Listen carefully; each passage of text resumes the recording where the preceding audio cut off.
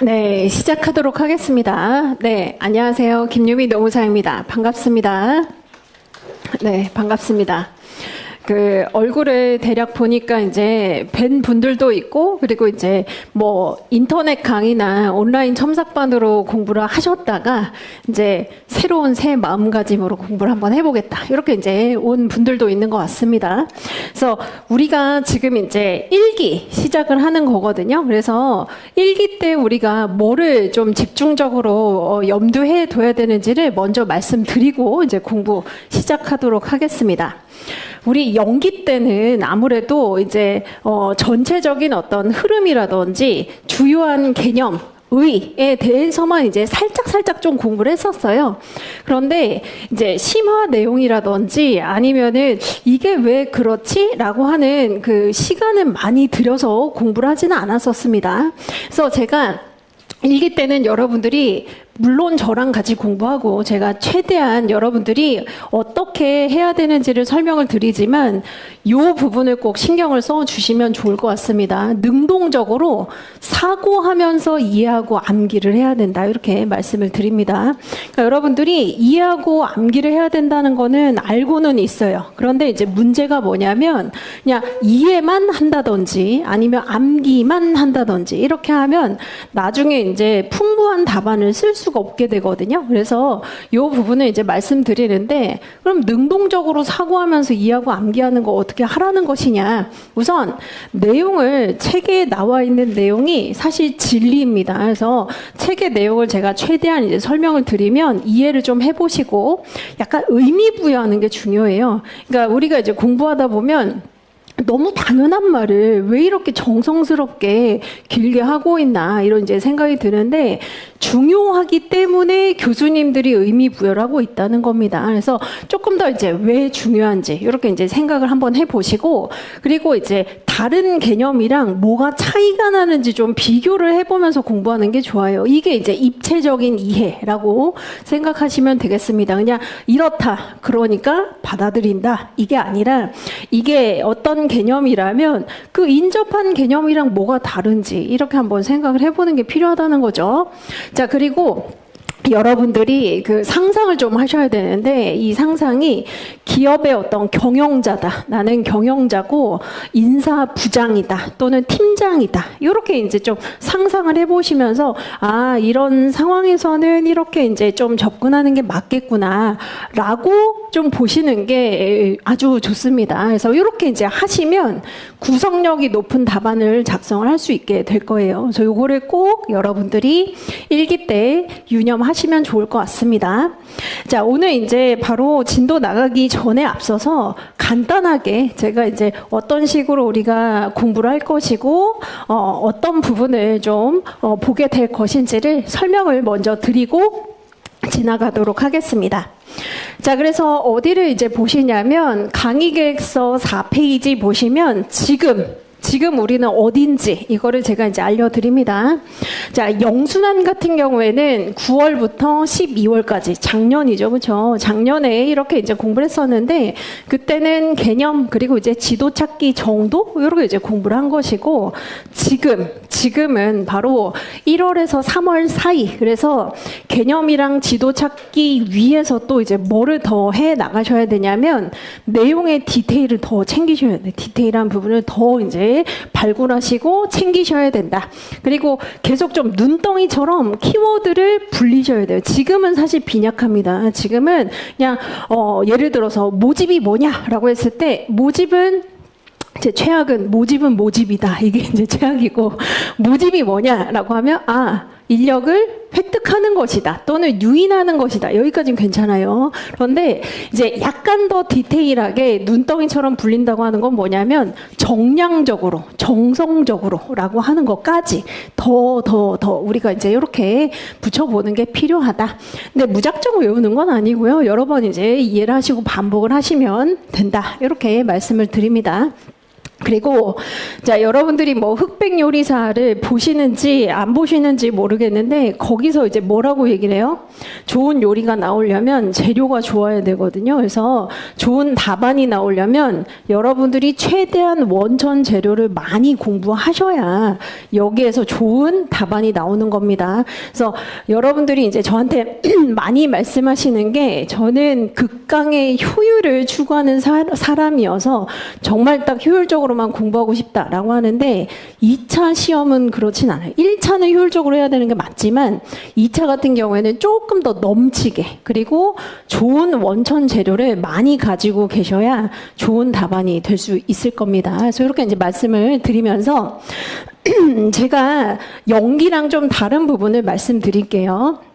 연기 같은 경우에는 웬만하면 그냥 책에 나와 있는 내용 그리고 뭐 교수님이 이렇게 얘기하는 것은 이 의미이다 이렇게 이제 설명을 드렸는데 일기 때는 옐로우 카드가 가끔 아주 자주는 아니고요. 가끔 떠요. 가끔 뜨니까 이거일 때는 좀 여러분들이 아 저거는 좀 생각하면 좋은 문제라는 거구나 또는 심화해서 우리가 좀 공부를 해볼 필요가 있다는 거구나 이렇게 경각심을 가지시면서 보시면은 좋습니다. 그리고 제가 이제 예시를 좀 많이 들어드리거든요. 그래서 이런 상황에서 뭐 이런 제도나 기법에 해당되는 실제 예시 이런 것들은 핑크색으로 표시를 할 예정입니다. 그래서 이런 것들도 잘 뭐 좀 이해를 해 두시거나 아니면은 기록을 해 두시고 하나 정도만 여러분들이 답안지에 예시를 쓰시잖아요. 그러면 굉장히 이제 교수님이 확실한 이해 플러스 풍부한 설명 그리고 적용까지 굉장히 이제 좋게 평가를 할 수 있기 때문에 이렇게 이제 보시면 되겠습니다. 그리고 우리 수업이 2시에 시작을 하다 보니까 졸려요. 그래서 제가 아무리 뭐 춤을 추고 막 노래를 부르고 이렇게 해도 졸립니다. 그런데 노란색 이 포스트잇 이 옐로우 카드가 뜨면은 경각심을 가지고 그때만큼은 좀 이제 좀 보자 이렇게 말씀을 드리는 겁니다. 자, 그리고 이제 여러분들 오늘 자료 중에 제가 이제 편지 형식으로 써둔 자료가 하나 있을 겁니다. 그거 한번 펼쳐보시면은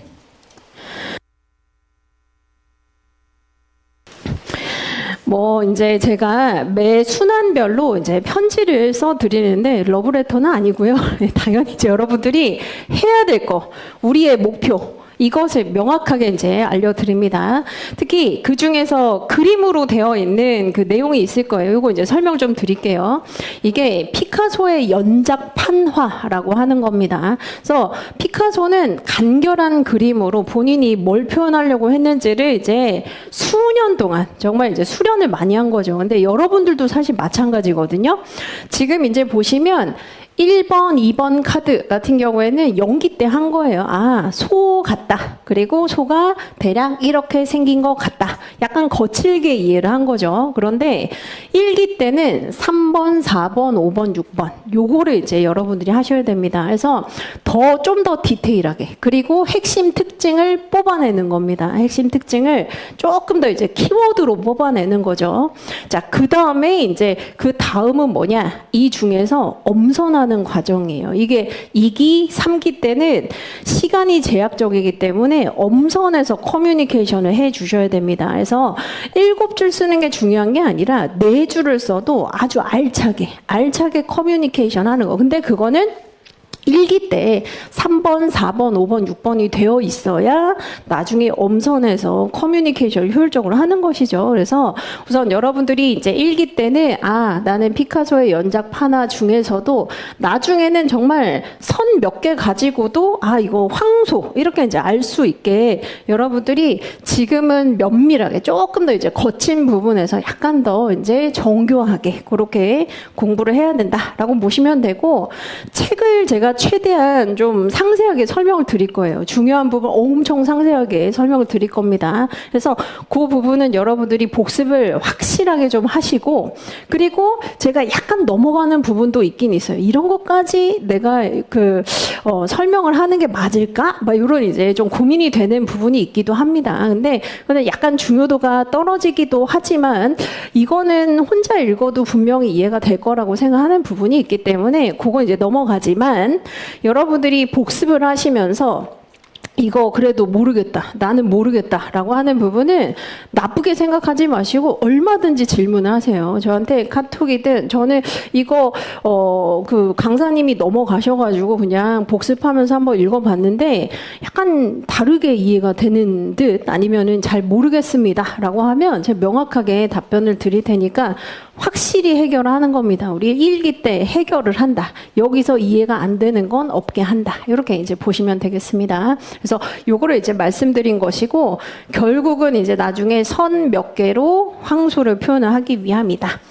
자, 그리고 이제 그 강의 계획표에 1페이지, 2페이지, 3페이지 이제 보시면 제가 이제 강의 시간을 좀 알려드리도록 하겠습니다. 그래서 토요일, 매주 토요일 14시에 시작을 하게 되고요. 그리고 끝나는 시간은 대략적으로 5시 45분이 목표이지만 조금 늘어지는 경우도 있어요. 근데 웬만하면 제가 6시 넘기지 않으려고 합니다. 그래서 그렇게 이제 하고 중간에 확실히 리프레시 할 수 있도록 2번, 15분씩 그렇게 이제 쉴 예정입니다. 그래서 그렇게 이제 보시면 되고 그리고 자, 이 페이지에 이제 보시면은 인사노무 관리 그 관련 개념 MP3 그리고 유튜브 영상이라고 하는 이 QR 코드가 있을 겁니다. 요거를 좀 잘 활용하시면 좋아요. 그래서 우리가 꼭 공부를 할 때 각 잡고 막 손톱 다 깎고 그다음에 이제 책상 정리 다 하고 막 아주 그냥 공부해 이거가 효율적일 수 있지만 그것뿐만 아니라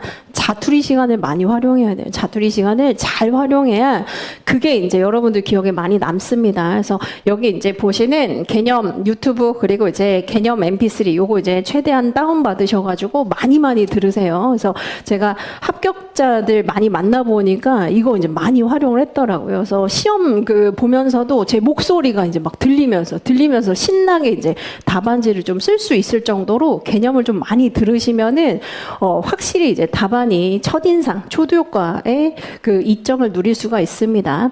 그리고 제가 뭐 구글 드라이브에 올려놨다라고 하는 경우가 있는데 그게 바로 이제 개념 MP3 여기 이제 들어가 보시면 구글 드라이브에 여러 가지 이제 링크가 다 되어 있어요. 그래서 요거 타고 들어가시면 되겠습니다. 그리고 여기 이제 나와 있는 대로 우리 오늘부터 3월 21일까지 이렇게 이제 강의 진도를 나갈 예정인데 약간씩 밀리긴 해요. 그런데 걱정하지 않으셔도 됩니다.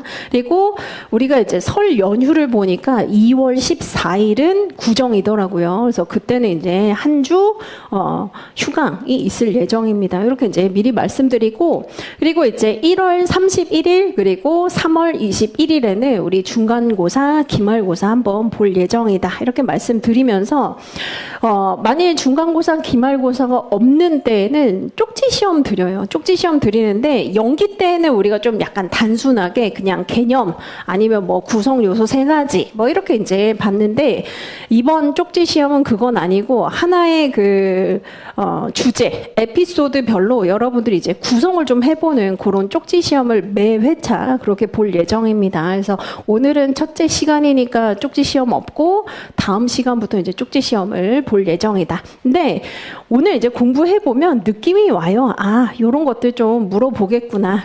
왜 저렇게 핏대 높여서 열심히 설명하지? 라고 하는 몇 가지 주제가 있거든요. 그래서 그런 것들 조금 위주로 그렇게 공부를 해 오시면 되겠습니다.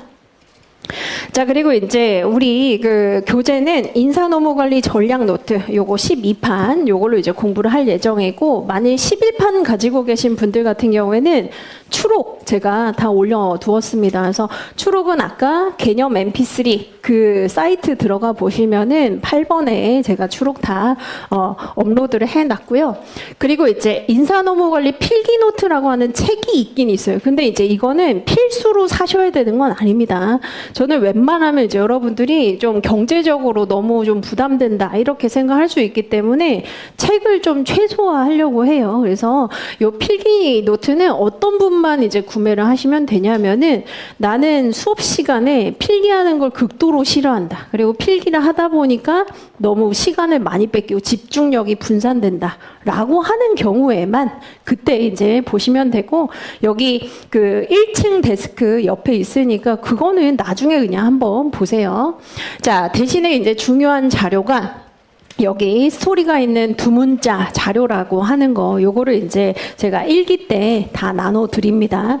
이게 무조건 이제 두 문자, 두음을 외우자라고 하는 건 아니고요. 그래도 제 기준에서, 그리고 합격자들 중에 고득점을 받은 분들 기준에서 그래도 이 정도는 좀 양심이 있다면 외워서 들어가야 될 거 아닐까라고 이제 같이 의논해가지고 요걸 이제 만든 자료입니다. 그래서 여러분들이 뭘 외워야 될지 모르겠어요 라고 생각을 하시면은 요게 이제 기준이 된다라고 생각하시면 되겠습니다.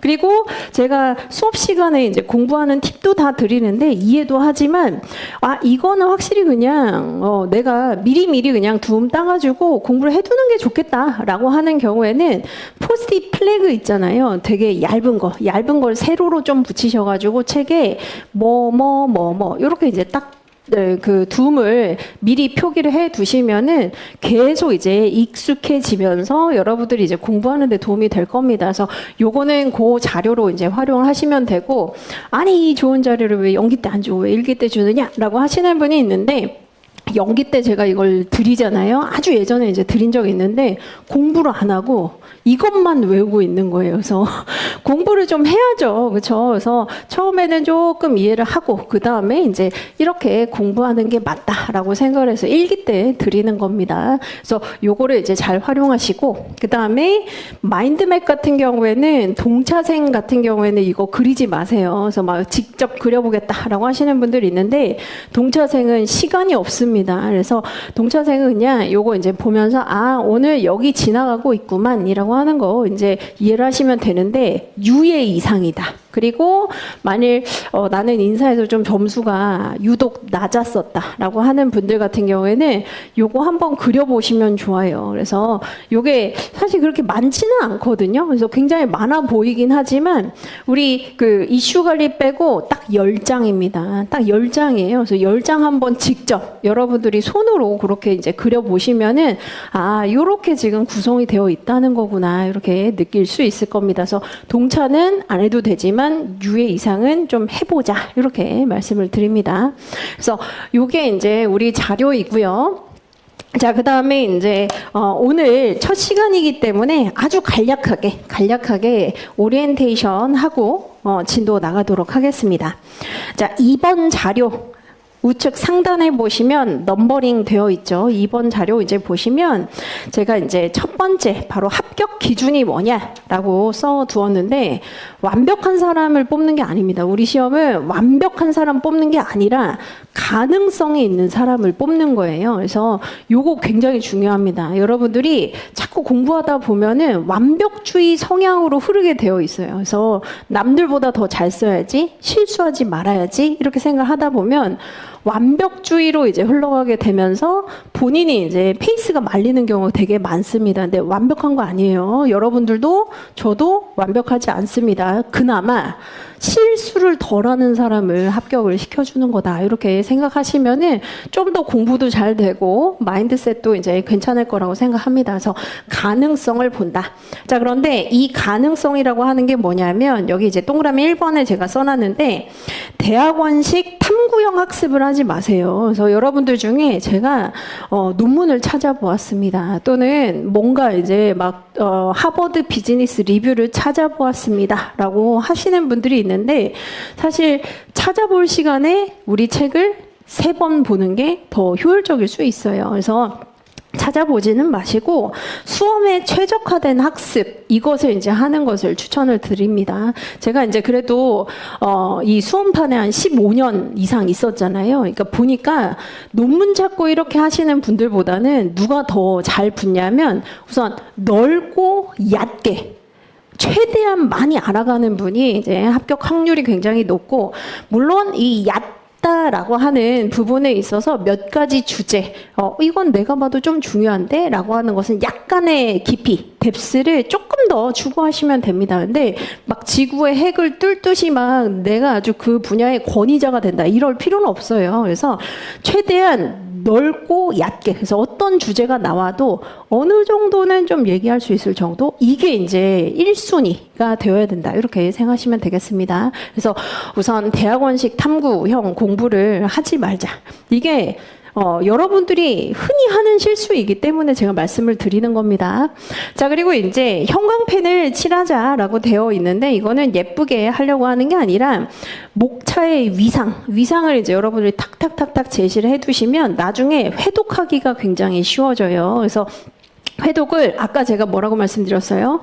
손톱 깎고 그다음에 책상 정리하고 이게 회독이 아니고요. 널렁널렁 보는 것도 회독일 수 있습니다. 최대한 그냥 많이 보는 거예요. 그래서 오늘은 대목차랑 중목차랑 소목차만 본다. 또는 학자만 한번 본다. 또는 키워드만 본다.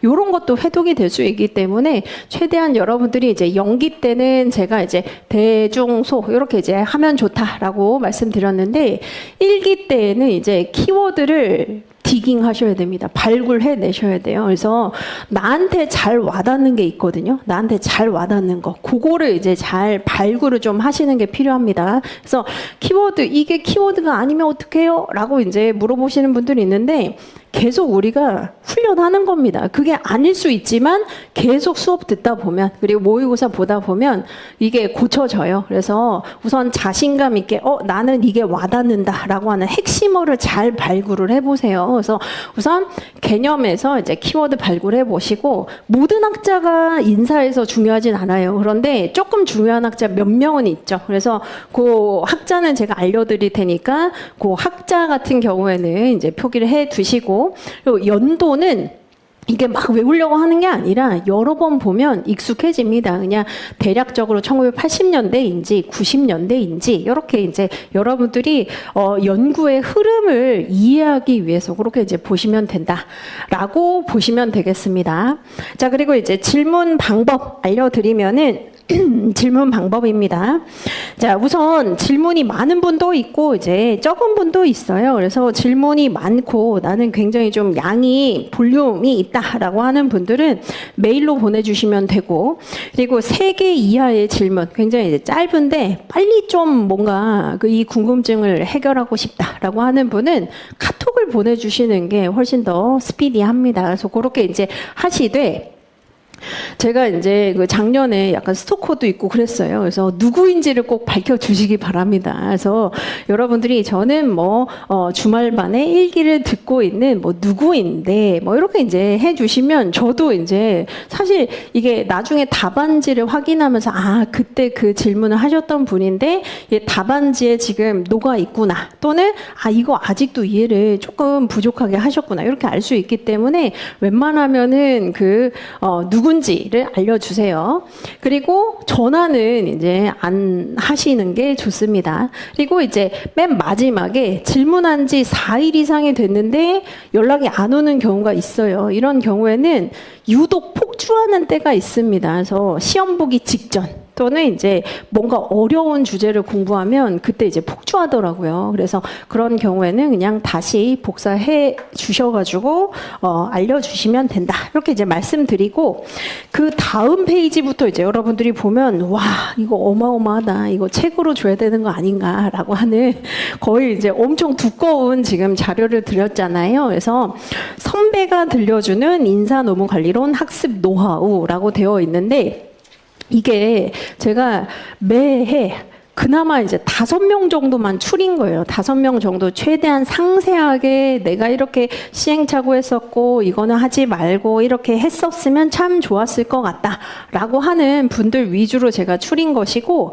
특히 올해 같은 경우에는 인터넷에 올리지 않은 합격 수기 를 이제 많이 저한테 따로 그냥 보내주셨습니다. 그래서 이건 인터넷에 올리지 않고 그냥 오히려 그 수업할 때 그 수강생 분들에게만 요것을 좀 전달 드리고 싶다라고 하는 분들 위주로 이제 제가 34기 노무사 합격 수기 이렇게 이제 구성을 했거든요. 그래서 요거를 읽는 것도 사실은 일이잖아요. 그래서 지금 다 읽지 마시고 우리가 이제 공부를 계속 하다 보면 동기부여가 이제 잘 안 되고 희석이 되죠. 오늘은 막 아주 끝장을 내보겠어 이렇게 이제 오지만 당장 이제 내일 모레만 돼도 아휴 내가 이 공부를 왜 시작해서 이렇게 이제 되잖아요. 그래서 여러분들이 요거는 하루에 그냥 좀 동력이 떨어질 때 한두 개 정도 그렇게 이제 읽어보시면서 사실 유튜브도 보면 막 성공한 사람들 나와가지고 블라블라 막 이렇게 얘기를 하는데 우리 공부도 그런 게 좀 필요하긴 하거든요. 그래서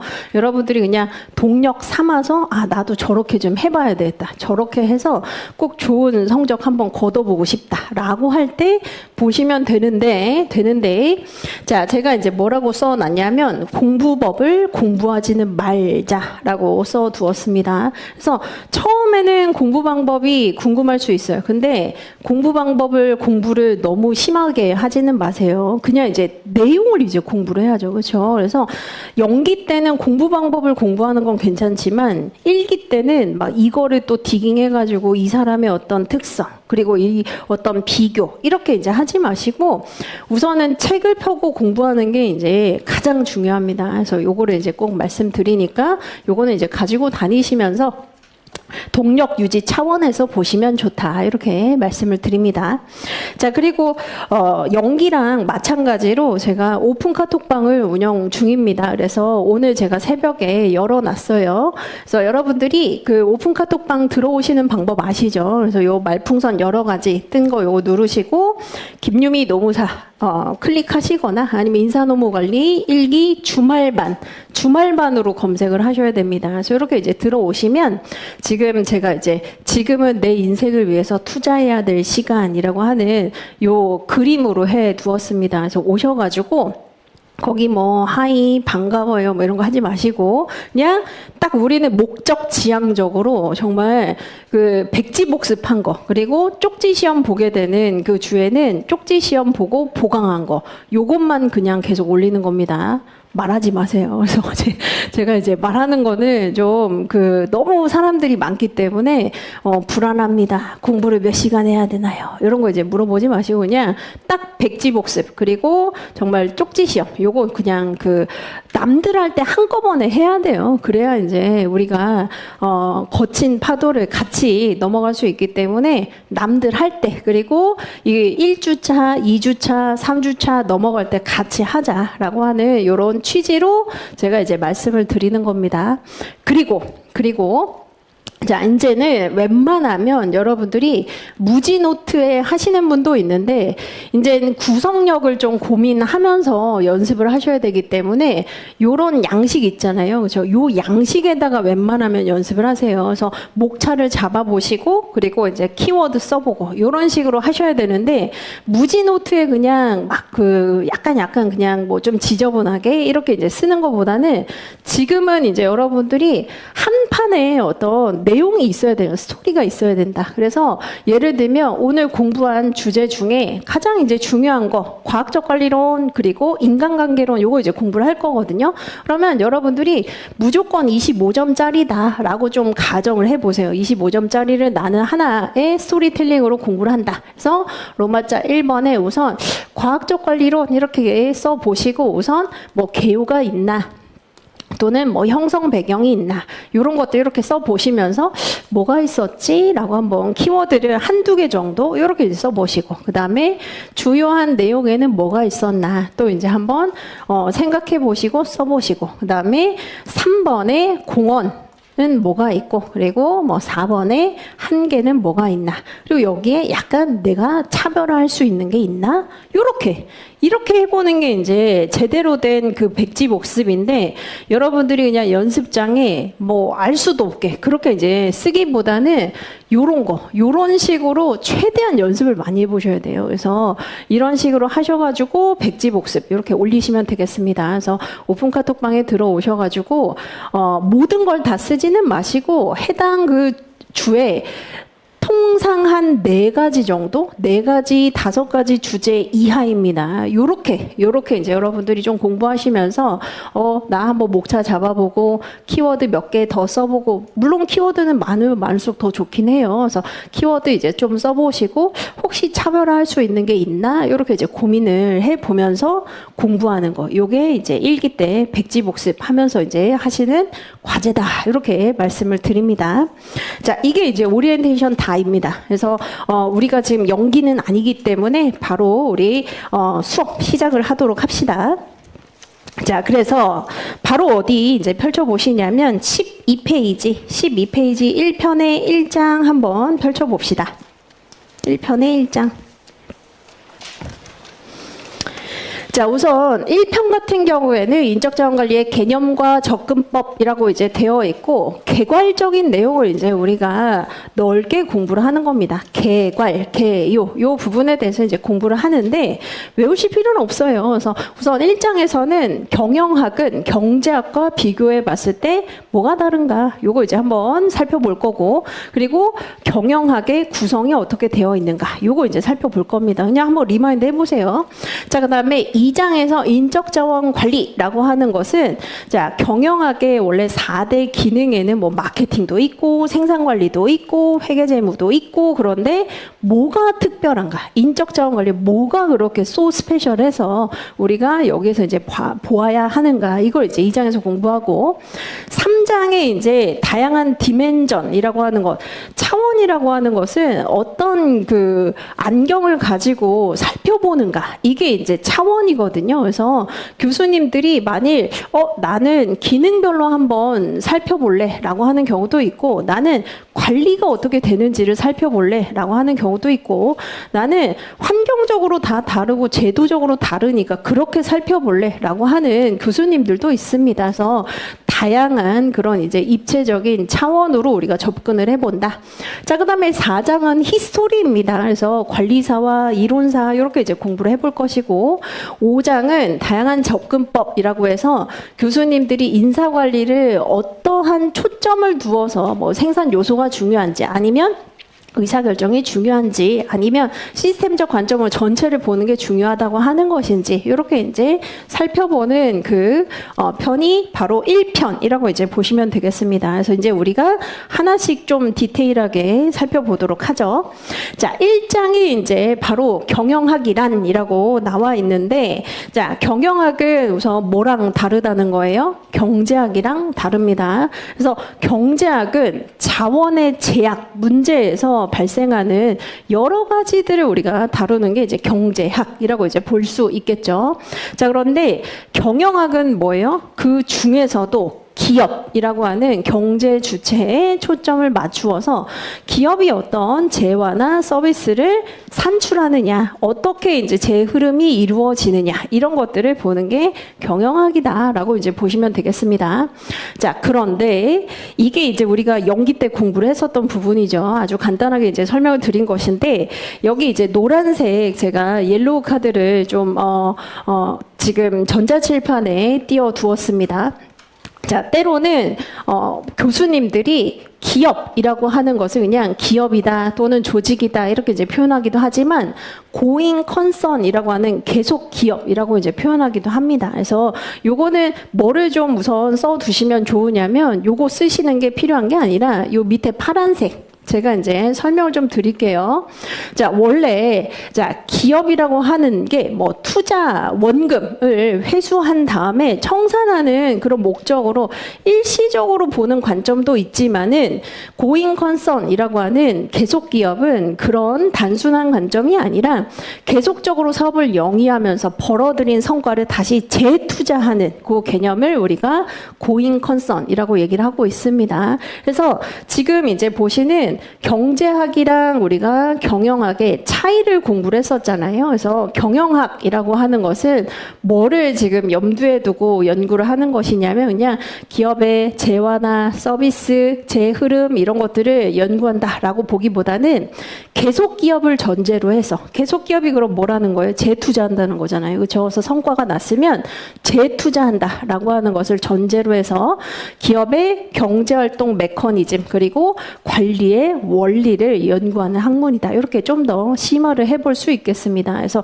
그냥 경영학이라고 하는 게 재화 그리고 용역이 이루어지는 현상을 연구한다라고 하는 것에서 더 나아가서 뭐도 여기에 이제 더 추가가 되는 거냐면 재투자한다. 근데 우리는 지금 뭐 공부하고 있어요? 인적자원관리 공부를 하고 있다 보니까, 만일 성과가 나게 되면 이걸 가지고 어디에 재투자한다는 거예요? 인적자원관리에서 굉장히 좋은 사람을 다시 채용하고 다시 이제 투자라고 할 수 있는, 완전한 투자라고 할 수 있는 개발 관리에 다시 재투자하기도 하고 성과를 배분하는 데 투자하기도 하는 이런 이제 일련의 활동을 우리가 경영학이다. 이렇게 이제 보시면 되겠습니다. 자, 그다음에 이제 경영학의 구성을 바로 밸류 체인이라고 하는 마이클 포터가 주장을 했었던 요걸 가지고 우리가 이제 연기 때 공부를 하긴 했었는데, 여기서 지금 이걸 하나하나 다 공부하기보다는 자, 인적 자원 관리가 밸류 체인에서 가지고 있는 위상에 대해서 한번 생각을 해봅시다. 자, 인적 자원 관리는 지금 어디 있어요? 바로 여기죠, 그렇죠?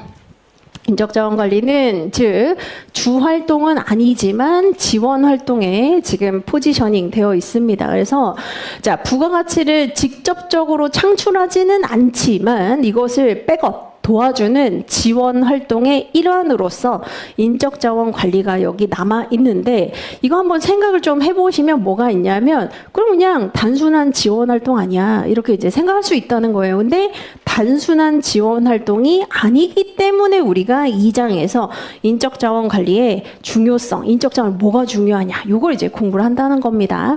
자, 그래서 이제 한번 보시면은 이거는 뭐 쓰실 필요는 없어요. 그래서 굳이 쓰지 마시고 요거는 이해만 하시면 되겠습니다. 자, 인적 자원 관리는 지원 활동 중 하나이기 때문에 대부분은 뭐라고 생각한다? 단순 보조 기능이다. 이렇게 이제 생각하지만 아니라는 거죠. 그렇죠? 우리는 의미 부여 그리고 중요하다고 지금 접근을 하고 있기 때문에 모든 활동의 가치 수준을 결정하는 메타 기능이 된다. 이렇게 이제 표현할 수 있습니다. 메타 기능이다라고 하는 것은 뭘 의미하는 거냐면, 가치 수준을 결정하는 상위 기능이라는 상위 기능. 가치의 수준을 결정하는 상위에 훨씬 더 이제 중요한 기능이라는 겁니다. 그래서 지원 활동, 서포트 액티비티라고 되어 있긴 하지만 이건 메타 기능으로서 가치를 쥐락펴락할 수 있는 아주 중요한 상위의 기능이다라고 보시면 되겠습니다. 그래서 제가 핑크색은 예시라고 해 두었잖아요. 그래서 한번 생각을 해보시면 같은 생산 공정이라 하더라도 인적 자원 관리를 어떻게 했느냐에 따라서 결과는 완전 달라지게 된다는 겁니다. 그래서 요걸 가지고 이제 그냥 단순 지원 기능이야 라고 하면 안 된다라고 하는 것을 우리가 의미 부여할 수 있겠습니다. 자, 그 다음에 이제 13페이지 보시면은 인적 자원 관리라고 하는 부분을 이제 한번 넘어가 보도록 하죠. 자, 인적 자원 관리의 개념 한번 여기 때 공부한 거 리마인드를 해볼까요? 우선 사람을 대상으로 해서 자, 확보, 개발, 평가, 보상, 유지, 이직이라고 하는 여러 가지 기능들을 체계적으로 관리, 즉 체계적으로 관리한다라고 하는 게 PDS죠, 그렇죠? 그래서 계획, 실천, 통제하는 활동인데 이거 왜 하는 거예요? 바로 기업의 수익, 즉 경제적 효율성과 그리고 종업원의 심리적인 안정과 만족, 즉 사회적 효율성을 극대화하기 위한 활동, 이걸 우리가 인적 자원 관리라고 표현하고 있습니다.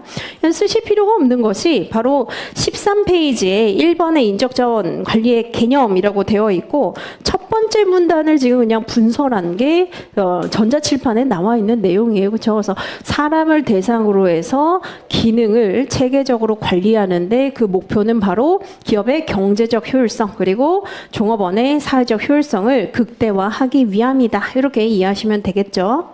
자, 그 다음에 이제 2번에 나와 있는 인적 자원의 중요성이라고 되어 있는데 그 사이에다가 요거 여러분들이 한번 같이 써보시면 좋겠습니다.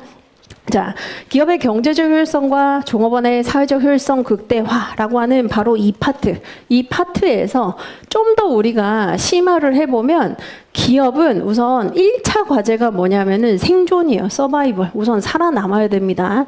자, 그 다음에 두 번째 과제가 바로 성장입니다. 그래서 그로스라고 되어 있죠. 더 팽창해서 외부 환경의 취약성을 낮춰야 된다는 거예요. 그 다음에 3차 과제가 뭐냐면 기업의 사회적 책임을 다하는 것이 여기에 해당이 됩니다. 그래서 제가 이걸 왜 말씀드리느냐. 결국 인적 자원 관리라고 하는 것은 기업의 경제적 효율성 그리고 사회적 효율성만 추구하는 게 아니라 이걸로도 이제 우리가 좀 바꿔서 생각을 할 필요가 있습니다. 그래서 1차 과제인 생존, 그리고 2차 과제인 성장, 팽창이죠. 그리고 3차 과제인 기업의 사회적 책임을 다하는 것을 목표로 해서 이제 우리가 인적 자원을 관리해야 된다라고 보시면 되겠습니다.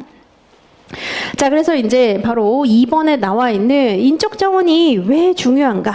자, 이게 이제 거의 동그라미 1번부터 동그라미 10번까지 다양한 논문에 나와 있는 것들 중에 엑기스만 제가 쪽쪽 뽑아가지고 이제 다 구성을 한 것이긴 한데 하나씩 이제 우리가 정리를 해봅시다. 그래서 여기 이제 그 칠판 보시면 이거 적지 마세요. 어차피 책에 다 있습니다.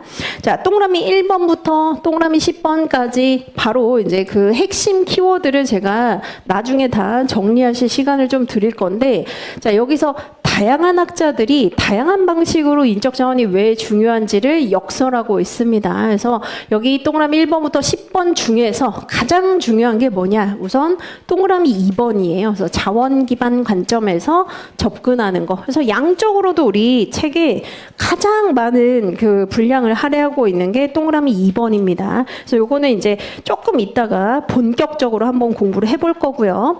하나씩 이제 한번 우리 살펴봅시다. 동그라미 1번에 자, 경영의 3요소 3M이 있는데 맨, 머니, 머터리얼이라고 하는 세 가지가 있고, 자, 이 중에서 이제 뭐라고 표현하죠?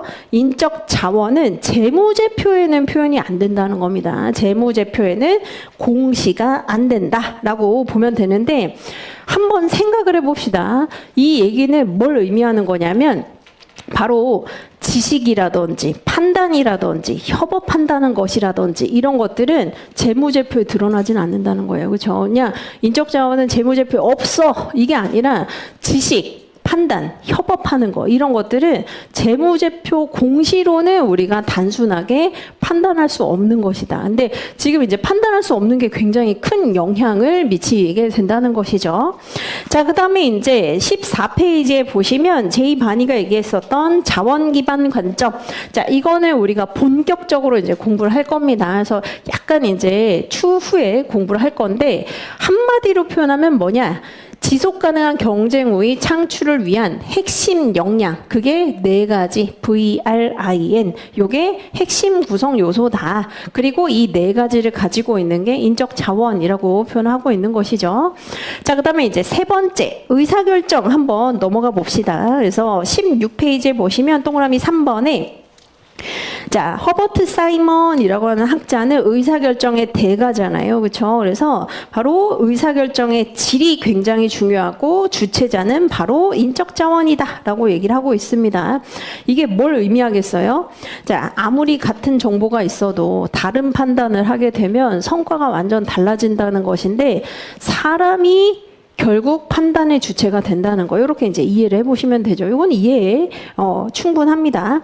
자, 그다음에 동그라미 4번 바로 무한한 부가가치라고 지금 얘기를 하고 있습니다. 그래서 부가가치라고 하는 게 결국 이제 계속 사용을 해도 줄지 않는다라고 보시면 되고, 그리고 이제 사람의 어떤 지식 이런 것들 결합할수록 더 부가가치는 커지게 된다는 거죠. 그렇죠? 그래서 바로 부가가치가 증폭된다라고 볼 수 있겠습니다.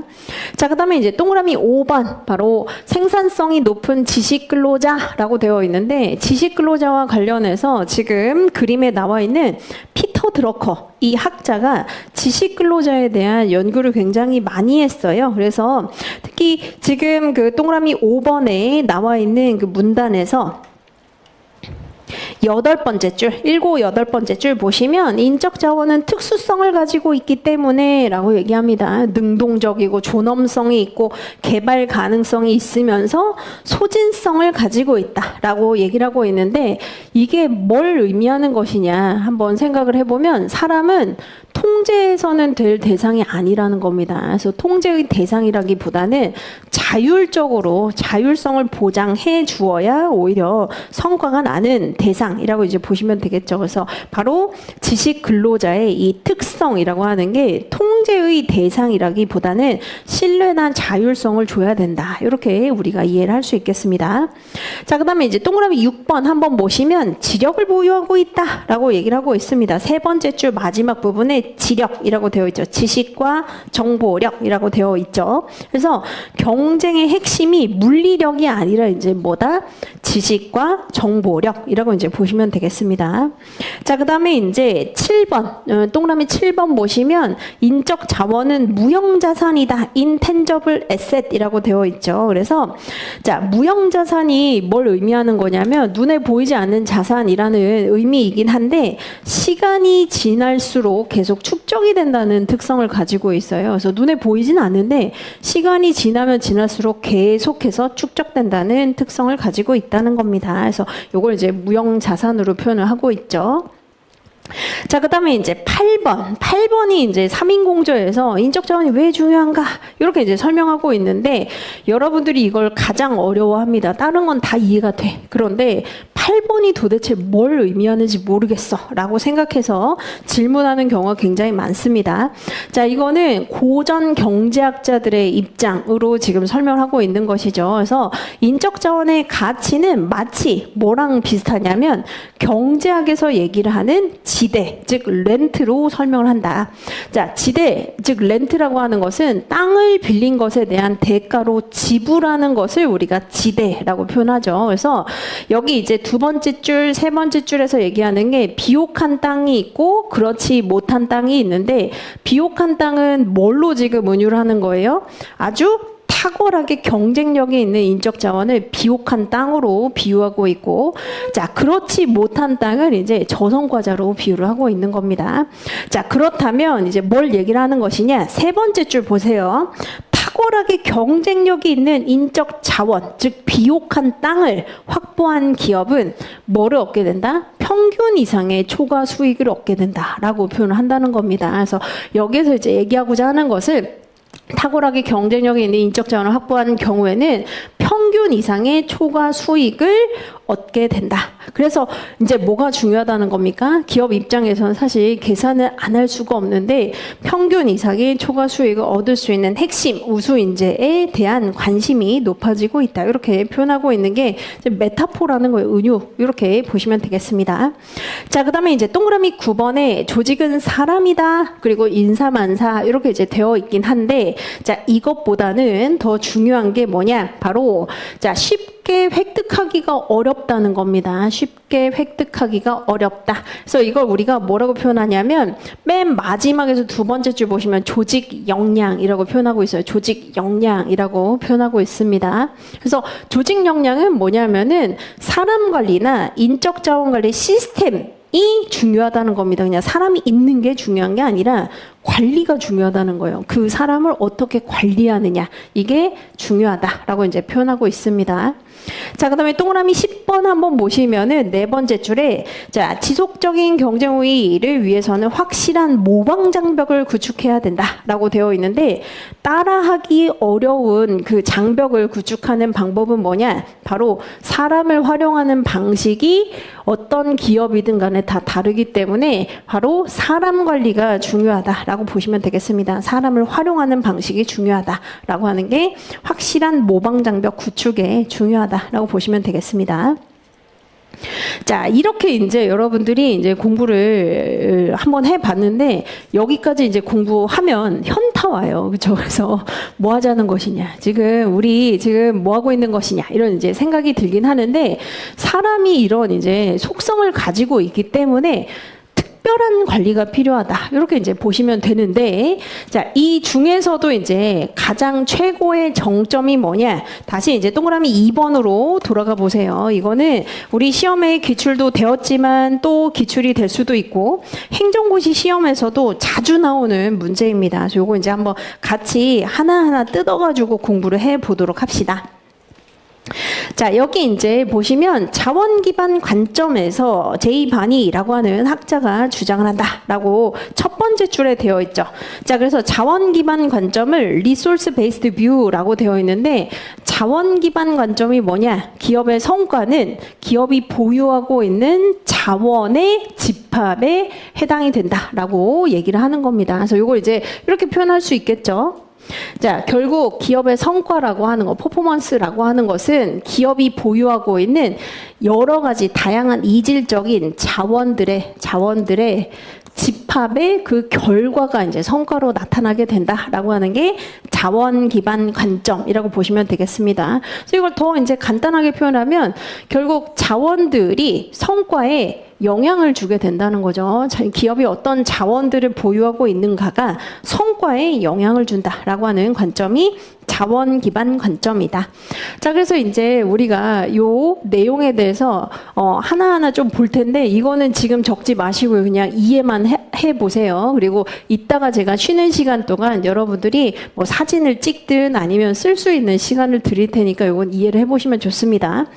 자, 원래 자원 기반 관점은 1989년, 91년 제이바니의 이 논문이 가장 유명하긴 하지만 최초 연구는 1950년대에 펜로즈라고 하는 학자가 최초로 제시를 한 겁니다.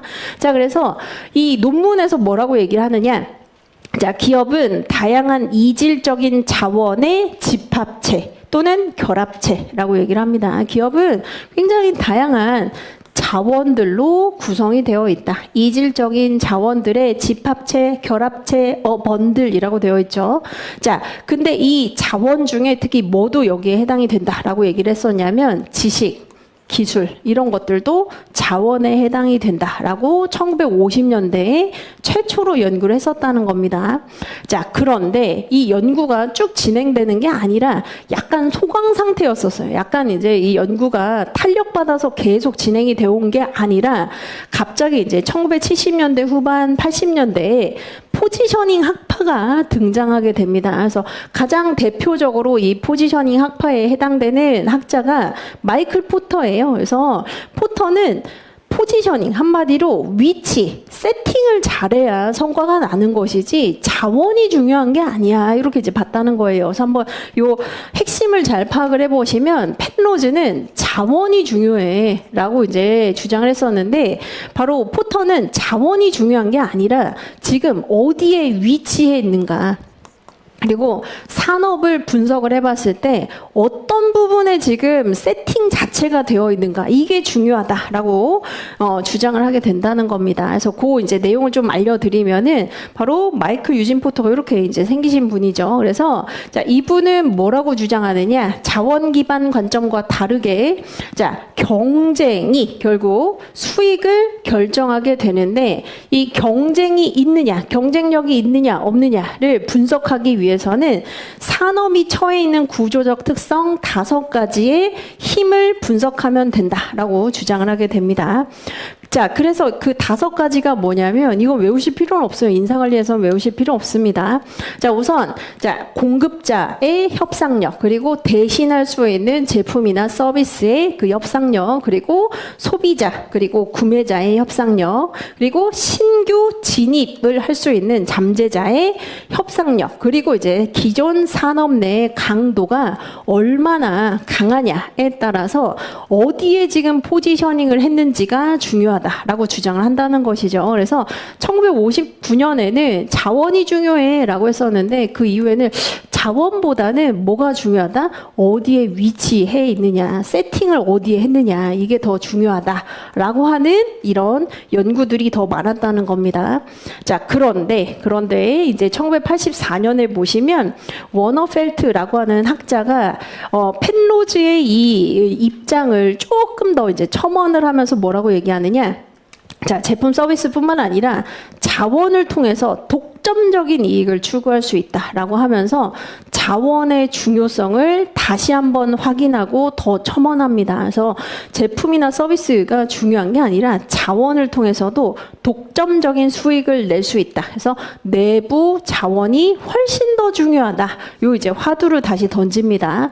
자, 그러니까 이제 또 프랄라드와 하멜이라고 하는 학자가 뭐라고 주장하느냐? 자, 여기 이제 중요한 키워드가 코어 컴피턴스라고 하는 요 키워드가 굉장히 중요한데 전략의 본질이라고 하는 것은 중요한 게 핵심 역량을 보유하고 있느냐 이게 이제 중요하고 핵심 역량은 내부의 자원이라는 결국 자원 어떤 자원을 보유하고 있는가 이게 중요한데 그 자원을 보유하고 있다면 그게 바로 코어 컴피턴스라고 얘기할 수 있다는 겁니다. 그래서 핵심 역량을 보유한다는 게 훨씬 더 중요하다. 자, 그래서 지금 이제 여러분들이 보시면 속 시끄럽고 머리 아파.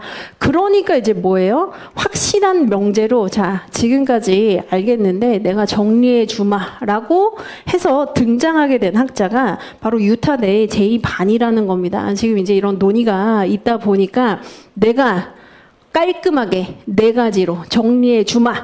그게 이제 바로 여러분들이 보시는 자, 기업의 자원 그리고 지속 가능한 경쟁 우위라고 하는 바로 이 논문에서 브린 프레임워크를 제시를 하게 됐다는 거죠. 그래서 우리는 이것만 이제 공부를 하게 됩니다. 그래서 동그라미 2번에 보시면 동그라미 1번, 2번, 3번, 4번 바로 VRIN이라고 나와 있죠. 그래서 요걸 이제 하나씩 좀 뜯어 보자는 겁니다.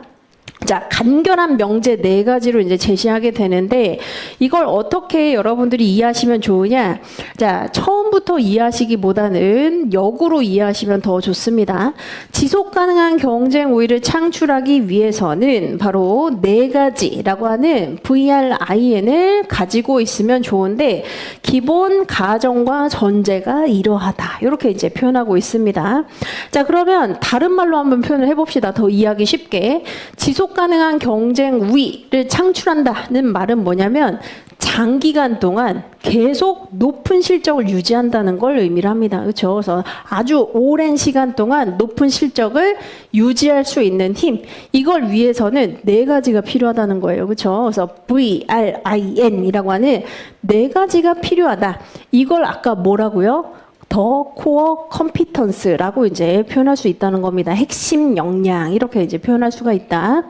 자, 그래서 VRIN이 뭔지 하나씩 우리가 이제 뜯어봅시다. valuable이라고 이제 얘기를 하고 있죠. valuable이라고 하는 건 뭘 의미하느냐? 가치가 있는 이라고 이제 표현을 하긴 하지만 성과를 높일 수 있는 전략을 수립할 수 있는 힘, 이걸 바로 valuable 이라고 이제 보시면 되겠습니다. 근데 여러분들 이제 책에 설명이 더 되어 있어요. 그래서 15페이지 한번 보도록 하죠.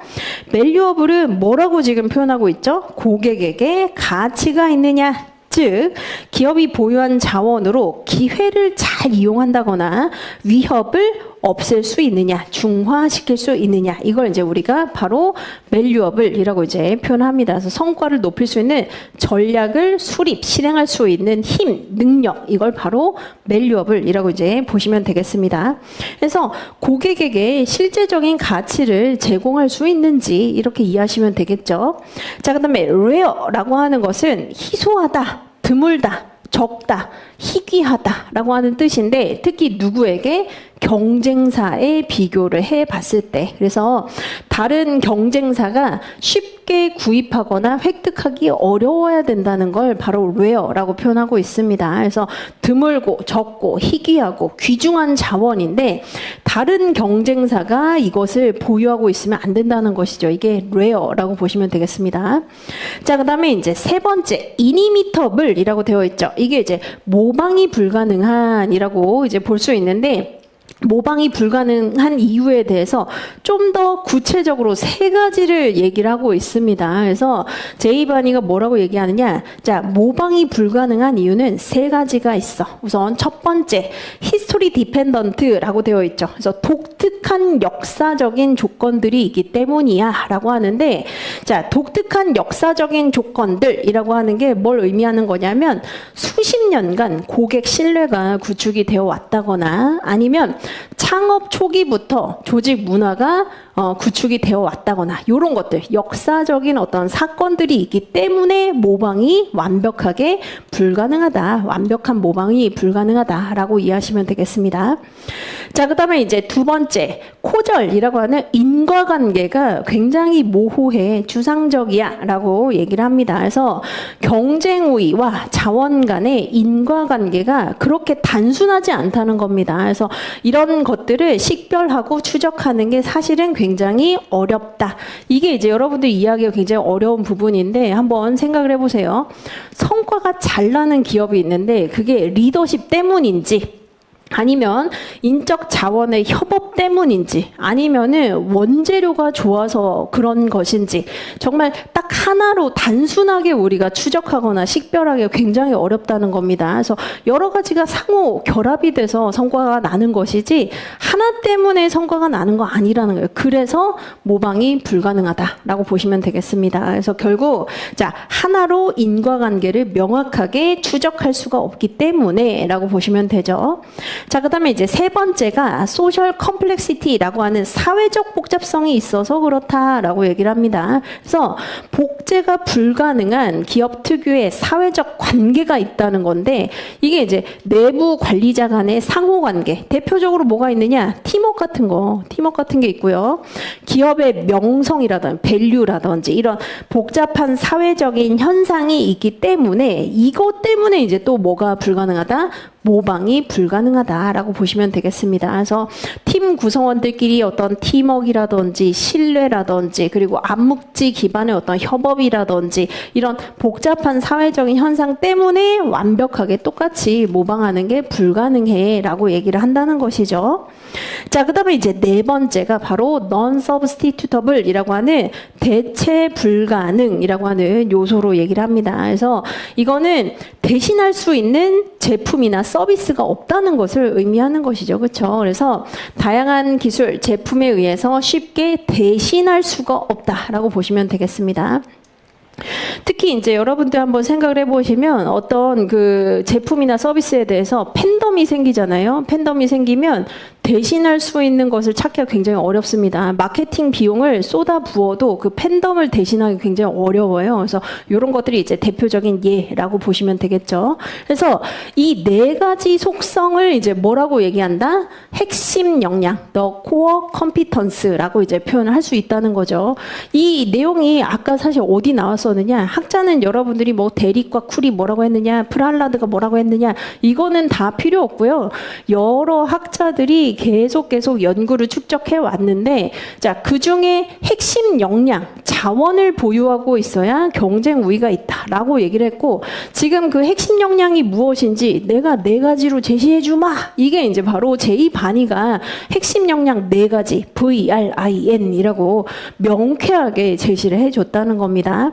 자, 그런데 이제 가정이 뭐냐? 앞으로 이제 가 보시면 기업의 자원은 바로 이질적이고 헤테로제니티라고 되어 있죠. 그리고 자, 모방 기업 자원의 이질성이라고 되어 있고 기업 자원이 이동하는 게 또 그렇게 쉬운 일이 아니야 라고 해서 비이동성이라고 하는 것으로 가정을 제시하고 있는데 이 가정은 왜 그러냐면 다른 학자들이 이제 주장을 했을 때 기업 자원은 다 똑같아 라고 얘기를 했었고 기업 자원은 이동하는 게 굉장히 쉬워 라고 했었다는 겁니다. 그러나 제이바이는 아니야. 내 생각은 다르다. 그래서 자원은 모두 다르고 자원이 이동하는 게 굉장히 어렵다라고 이제 표현합니다. 그래서 헤테로제니티는 뭘 의미하는 거냐면 기업이 보유한 자원의 보유 수준이나 자원 자체가 모두 이질적이고 각양각색이고 다르다는 것을 의미하고 자, 기업 자원이 이동하는 게 굉장히 어렵다라고 하는 것을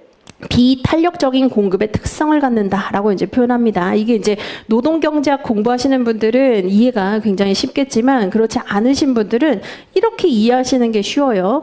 수요가 증가한다 하더라도 공급을 단기간에 폭발적으로 증가시키기가 어렵다는 겁니다. 이게 이제 바로 비탄력적인 공급을 표현하고 있는 개념이다라고 보시면 되겠죠. 그래서 이걸 표현한 것이 그림 4번에 나와 있는 바로 이 모델이다라고 보시면 되겠습니다.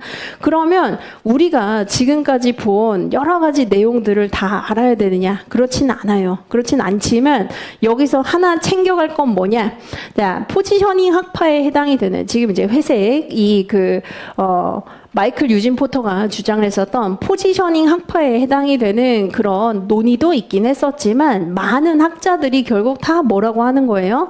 자원이 중요하다. 내부에 보유하고 있는 자원이 중요하고 그 중에 혹자는 그 자원을 뭐라고 지금 표현하고 있다는 거예요? 핵심 역량이다. 핵심 역량을 바로 자원으로 표현하고 있고 그걸 네 가지로 확실하게 이제 구분한 학자가 제2반이라고 이제 보시면 되겠습니다. 자원이겠죠. 그래서 이것을 인사관리 학자들이 이제 봤을 때 바로 뭐다? 그 네 가지의 특징을 가지고 있는 게 바로 인적 자원이기 때문에 중요하다라고 이제 표현한다는 겁니다.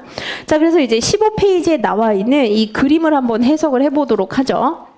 자, 이 그림을 이제 보시면 지속 가능한 경쟁 우위를 창출할 수 있는지를 알기 위해서는 4번의 질문이 필요하다라고 얘기를 합니다. 4번의 질문이 뭐겠어요? VRIN 또는 VRIO라고 하는 것을 하나씩 우리가 생각을 해보면 되는 것이죠. 자, 그래서 가치가 있다. 그러면 yes. 그러면 이제 레어한가, 희소한가? yes. 그러면 이제 모방하기 어려운가? 그리고 마지막에 원래 non-substitutable이라고 하는 것을 2000년대 들어서면서 조직 관리력이라고 하는 것으로 더 치환해서 얘기를 하고 있는 것이죠. 그래서 그 자원을 아무리 조직이 보유하고 있다 하더라도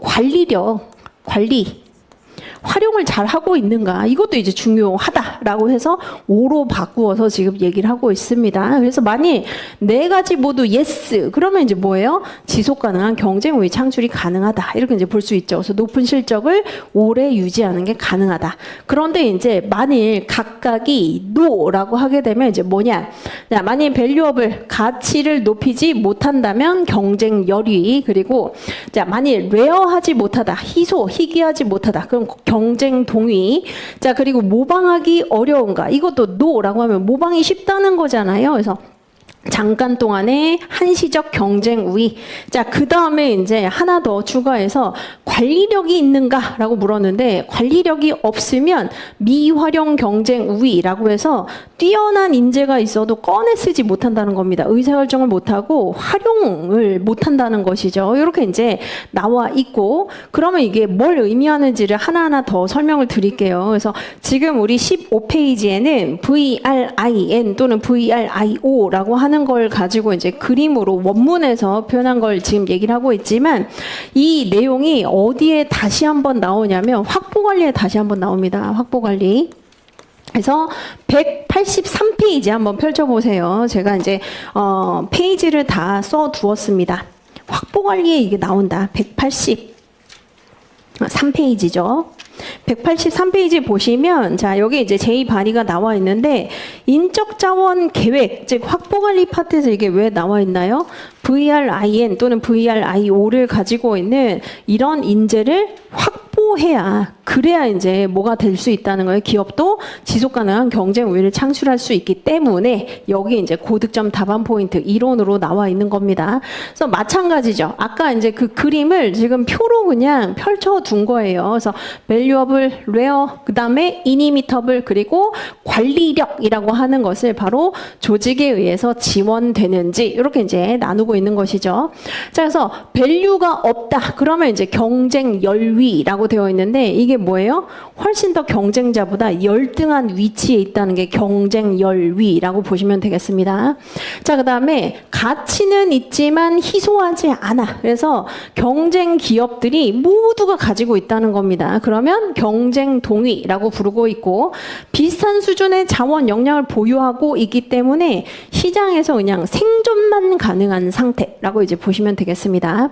자, 그다음에 이제 세 번째 inimittable이라고 하는 가치도 있고 희소하기도 한데 자 모방이 어려움 이게 많이 이제 갖춰지지 않는다면 한시적으로 잠깐 동안의 경쟁 우위를 가지게 된다. 그래서 결국 시간이 지나면 어떻게 된다? 경쟁 우위는 사라지게 된다. 소멸하게 된다라고 보시면 되고 자 그다음에 마지막에 supported by organization이라고 하는 걸 한마디로 표현하면 관리력이잖아요. 그렇죠? 그래서 이런 자원이 있어도 활용할 수 있어야 된다니까요. 그래서 활용이 가능하냐. 근데 만일 활용을 못한다면 아까 이것을 활용하지 못한다는 것 하나 더 이제 추가를 했었지만 여기에서는 이제 만일 이 네 가지를 모두 포함을 하고 있게 된다면 지속 가능한 경쟁 우위를 창출할 수 있다. 그래서 장기간 높은 실적을 오래 오래 유지할 수 있다라고 이제 표현을 한다는 겁니다. 그래서 아까 다른 점은 뭐가 있어요? 바로 요거 하나 이제 다르다는 거죠. 미활용 경쟁 우위라고 하는 거, 요거 이제 다른 것이고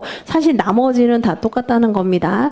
자, 그래서 이제 우리 정리를 한번 해보면 제이반이 이 아저씨가 이 양반이 왜 이렇게 이제 얘기를 하고 있는 거예요? 인적 자원을 염두에 두고 얘기를 한 게 아니라 원래는 경쟁 전략에 특화된 이 내용들을 쭉쭉쭉쭉 이제 연구를 하다 보니까 제이바니가 확실하게 4가지로 정리를 해줬다. 그래서 브린 프레임워크이라고 하는 것을 활용을 해서 자원 개념의 핵심을 간결한 명제 4가지로 정리해줬다라고 하는 이 의의가 있다는 겁니다.